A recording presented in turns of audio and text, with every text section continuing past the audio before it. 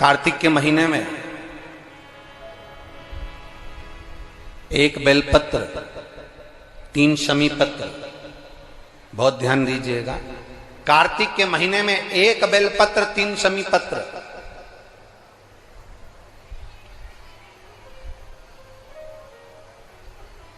कार्तिक के महीने की दोनों अष्टमी में से किसी भी अष्टमी पर, चाहे उजाले की हो चाहे अंधेरे की, शुक्ल पक्ष की हो चाहे कृष्ण पक्ष की, एक बेलपत्र, 3 शमी पत्र।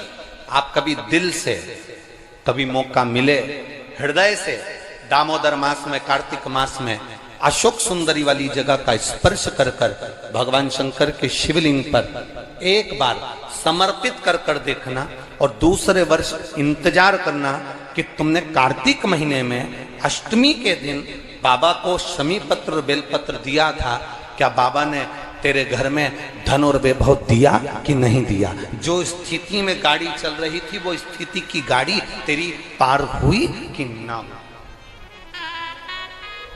कितने बेलपत्र? बोलो बोलो, जम के बोलो जरा। एक। कितना शमी पत्र? एक बेलपत्र, 3 शमी पत्र का।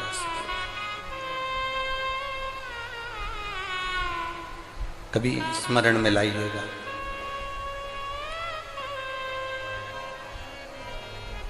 बस ये जो कार्तिक महीने में, दामोदर मास में आप एक बेलपत्र, 3 शमी पत्र अष्टमी के दिन, चाहे शुक्ल पक्ष की हो चाहे कृष्ण पक्ष की हो, दोनों अष्टमी में से किसी भी अष्टमी को जब आप समर्पित करें तो चंपेश्वर महादेव का नाम लेकर। कौन से महादेव? जम के बोलो जरा, सबकी आवाज आना चाहिए। चंपेश्वर महादेव। केवल चंपेश्वर महादेव का नाम लेकर आप अशोक सुंदरी का स्पर्श कराकर शंकर भगवान के शिवलिंग पर समर्पित करें। अशोक सुंदरी तो मालूम है ना सबको? ये जलाधारी, ये बीच में से जो 2 लाइन गई, गणेश कार्तिकेय, और बीच में एक लाइन जाती है मोटी सी शिवलिंग के सम्मुख में, उसको अशोक सुंदरी का स्थान कहा गया। शंकर भगवान के ऊपर जो जल की जलाधारी लगती है, जिसमें से बूंद बूंद पानी गिरता है, वो भगवान शंकर की 5 बेटियां हैं जो ऊपर कलश के रूप में रखी रहती हैं, जिसमें से बूंद बूंद जल नीचे गिरता है। जया, विषहरा, शामली बारी, दौतली, देव। शिव जी की 5 बेटी, शंकर भगवान की 6ठी बेटी अशोक सुंदरी बीच में। जब आप बेलपत्र 1, शमी पत्र 3, चंपेश्वर महादेव का नाम लेकर अशोक सुंदरी का स्पर्श कराकर भगवान शंकर को जब आप समर्पित करेंगे इस कार्तिक महीने में, दामोदर मास में, अष्टमी तिथि के दिन, चाहे वो शुक्ल पक्ष की हो चाहे वो कृष्ण पक्ष की हो, अष्टमी तिथि को अगर समर्पित करते हैं तो आप वर्ष भर में इंतजार कर कर जरूर बताना कि तुम साल भर पहले जितना कमाते थे, वर्ष भर पहले तुम जो व्यापार व्यवसाय कर रहे थे, साल भर से जो नौकरी के लिए प्रयास कर रहे थे, उसमें सफलता आपको अगले वर्ष की दामोदर मास आने से पहले मिली कि नहीं मिली, वो स्मरण आपके भीतर होना चाहिए।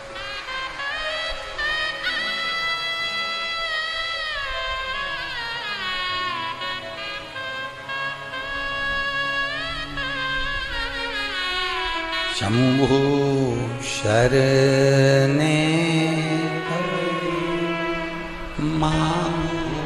घड़ी रे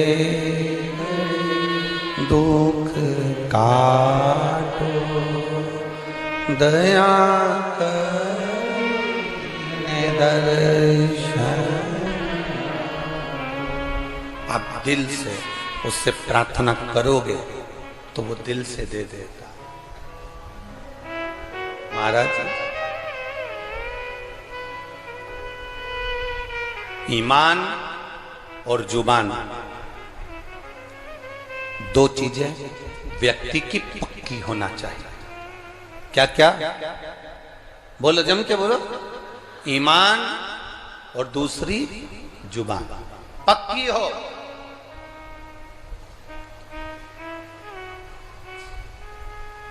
आप दिल से आप बाबा का भजन कर कर देखो, आप दिल से बाबा का स्मरण कर कर देखो। एक पत्र आया है,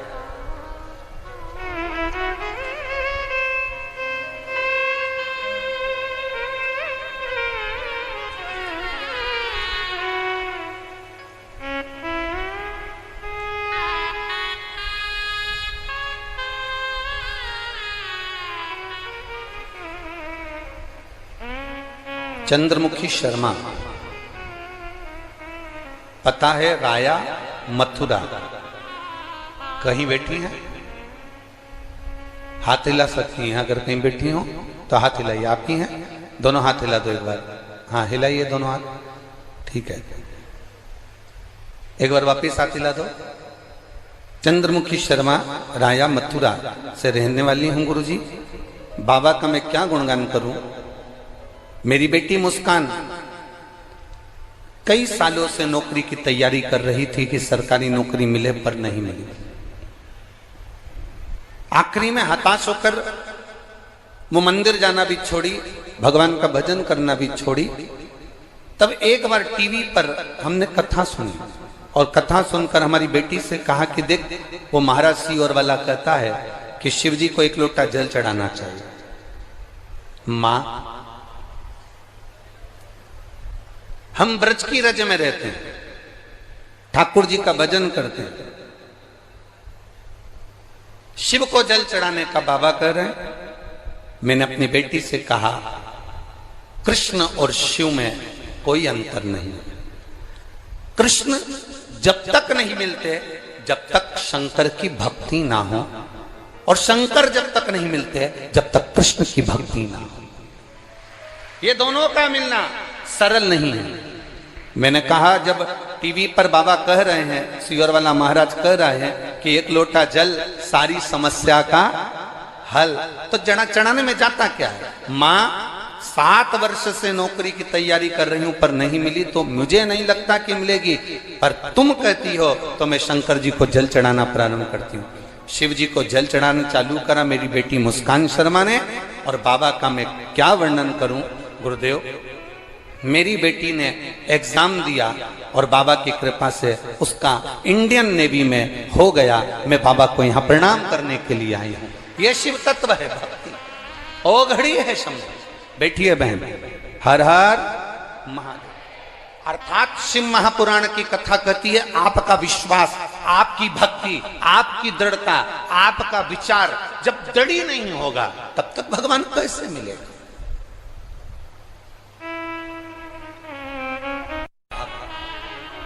दड़ी बनकर बैठोगे, भगवान शंकर की आराधना दड़ी बनकर करोगे, ईमान और जुबान पक्की रखकर आप शिव की अगर आराधना करोगे, तो अगर कथा मिल सकती है तो क्या मेरा महादेव नहीं मिल सकता? क्या मेरा शिव नहीं मिलेगा? अवश्य प्राप्त।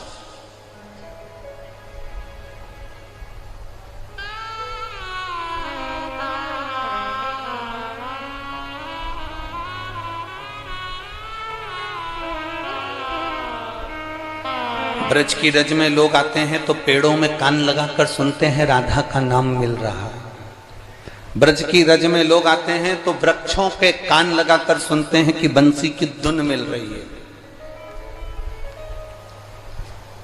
हम कहते हैं इतने खो जाओ परमात्मा में।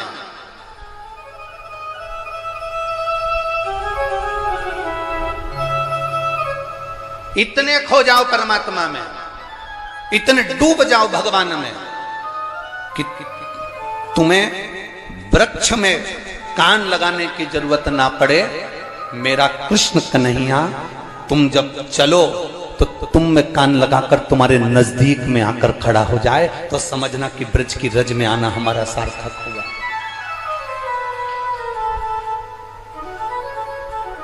हमारा ब्रज की रज में आना सार्थक हुआ, तब समझिए आप।